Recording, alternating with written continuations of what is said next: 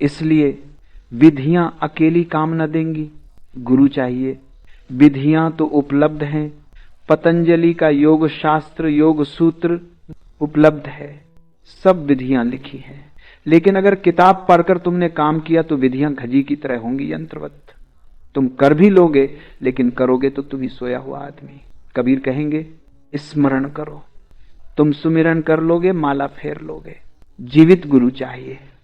सभी धर्म मर जाते हैं, जिस दिन उनका जीवित गुरु मर जाता है उसी दिन मर जाते हैं।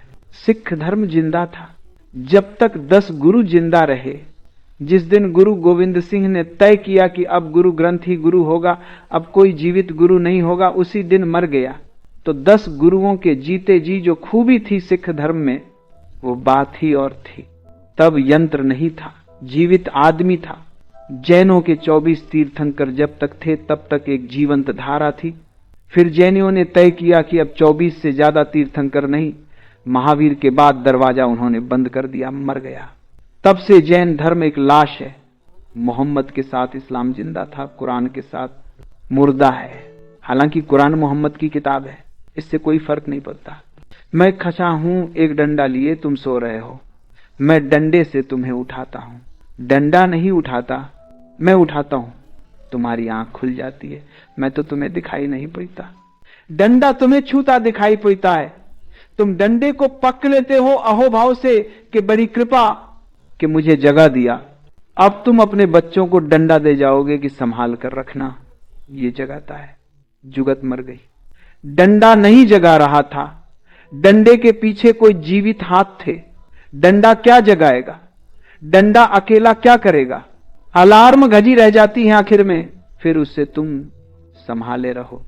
अलार्म भी बजता रहेगा और तुम सोते भी रहोगे। सभी शास्त्र डंडे हो जाते हैं, तुम उनकी पूजा करते हो, याद करते हो।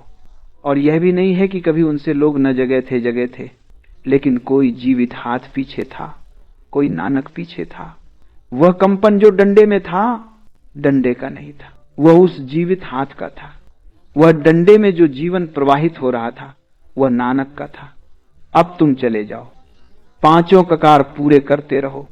केश बांधो, कंधा लगाओ, कटार रखो, कच्चा पहनो, जो तुम्हें करना है करो, मगर ये सब डंडे हैं, अब इनसे कुछ होने वाला नहीं। जुगत जीवित होती है जब कोई हाथ जागा हुआ पीछे होता है।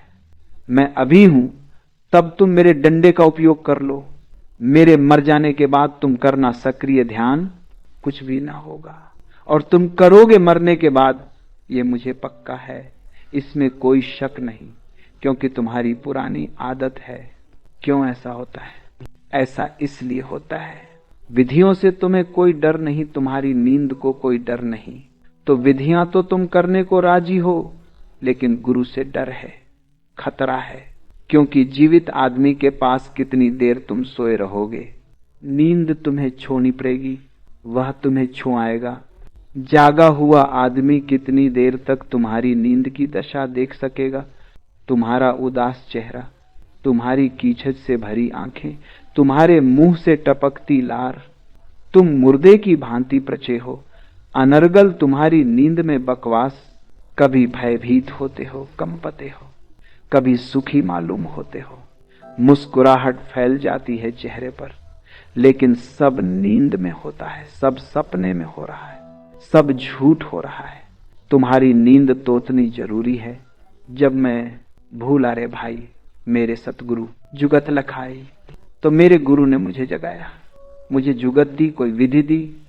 और जो विधि दी, जब कोई जीवित गुरु विधि देता है तो सारी पुरानी विधियां व्यर्थ हो जाती हैं स्वभावतः है। क्योंकि पुरानी विधियों का क्या प्रयोजन? तुम पुराना सब साज सामान फेंक देते हो। अगर अब तक तुम बैठकर अपने घर में कोठरी बनाकर और शंकर जी की पूजा कर रहे थे, अब तुम इनको लपेटकर सागर में डुबा आते हो। कोई जरूरत न रही कि अभी तक तुम मंदिर में जाकर रोज घंटी बजाते थे, अब ये बंद हो जाता है खेल। क्या जरूरत जागे हुए आदमी को कि वो अलार्म घजी रखे बैठा रहे और इसकी पूजा करे? वह किसी और को दे देता है, बांट आता है या नदी में फेंक आता है। जब मैं भूला रे भाई मेरे सतगुरु जुगत लखाई। वह जुगत क्या है?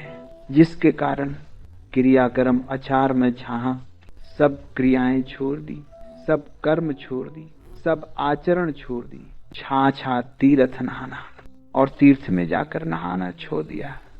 गंगा साधारण नदी हो गई, अब कोई तीर्थ ना रहा।